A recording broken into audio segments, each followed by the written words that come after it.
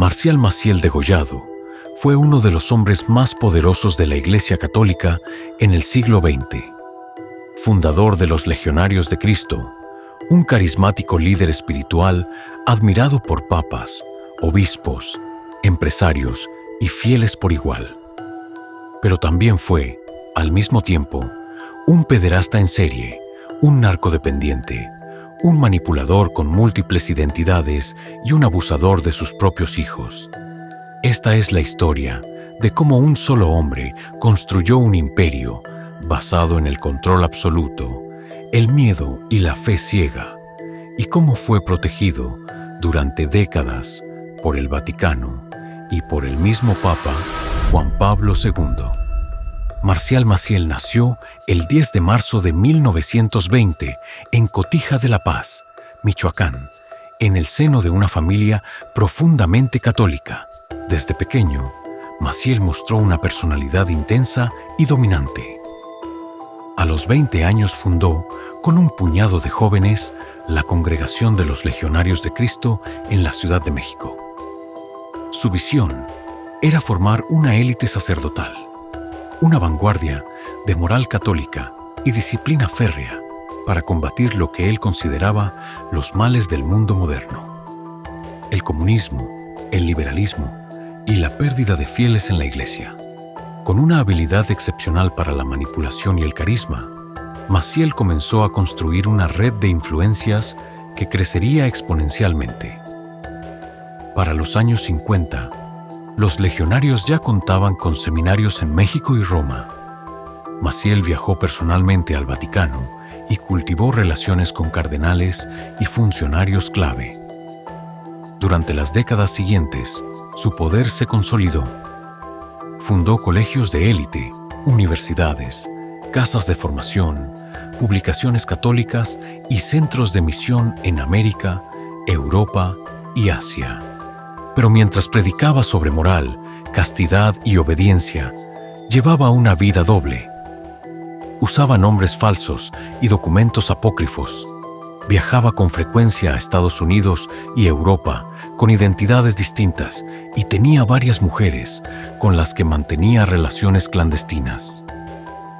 Con al menos 2 de ellas tuvo hijos. A varios de esos hijos los sometió también a abusos sexuales. Desde los años 40, seminaristas de la congregación comenzaron a sufrir en silencio.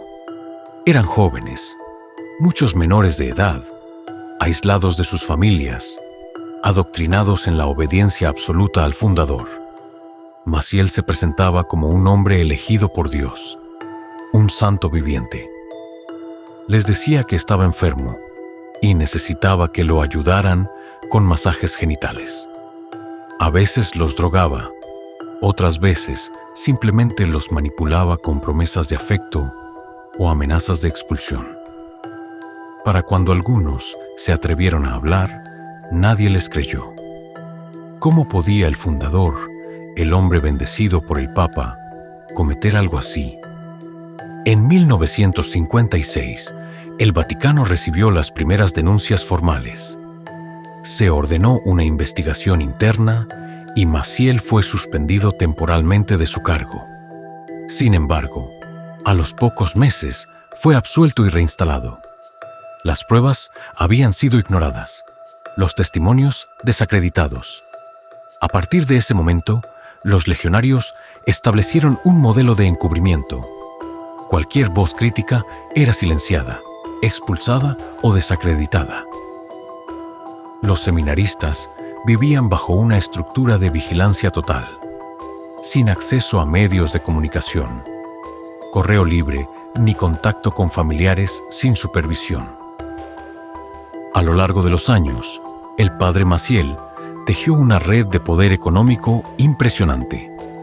Los Legionarios de Cristo eran, para los años 90, una de las organizaciones más ricas de la Iglesia.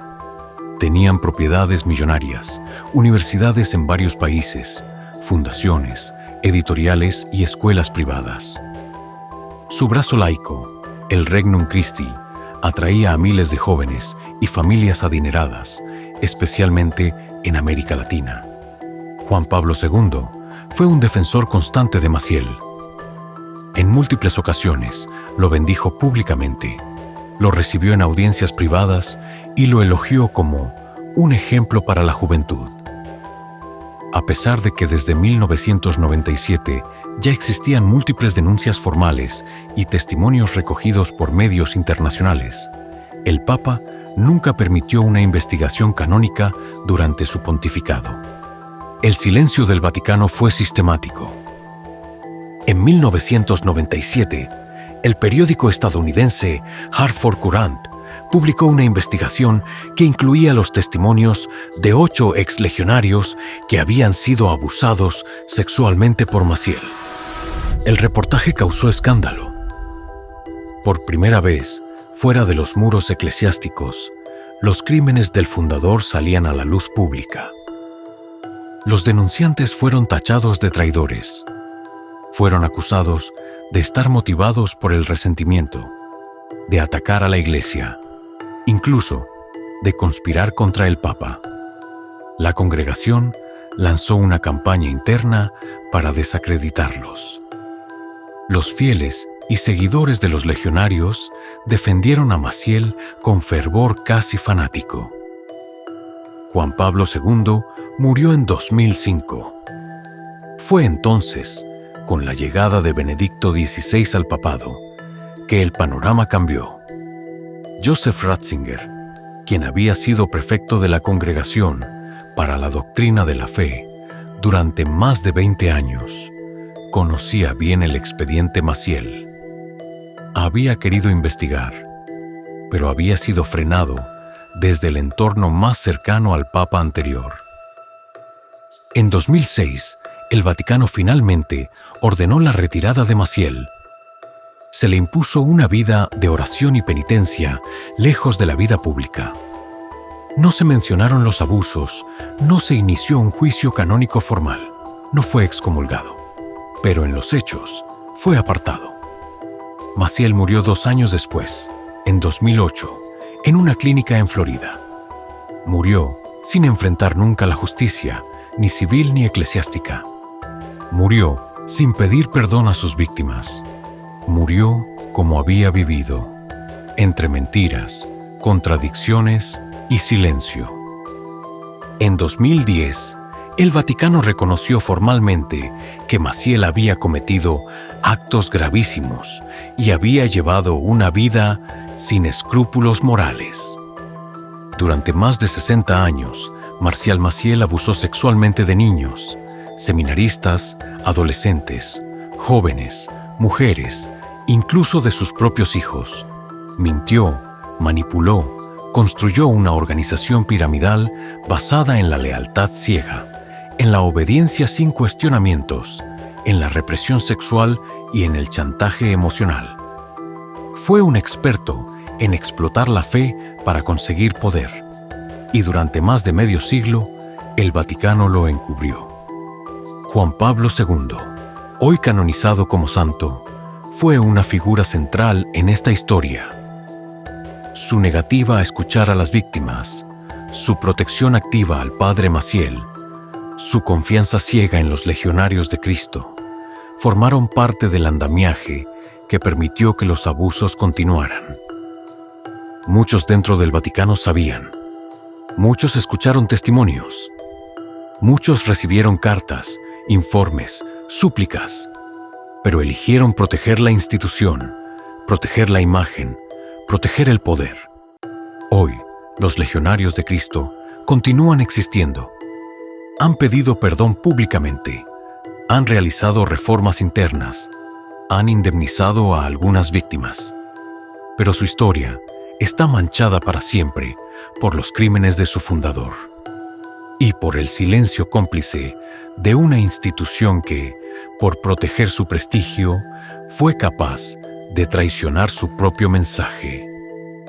Marcial Maciel no fue un caso excepcional, fue un síntoma.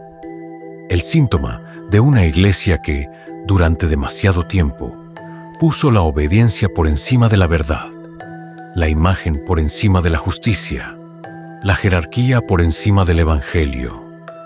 Su historia no debe olvidarse, porque solo recordando puede evitarse que vuelva a repetirse.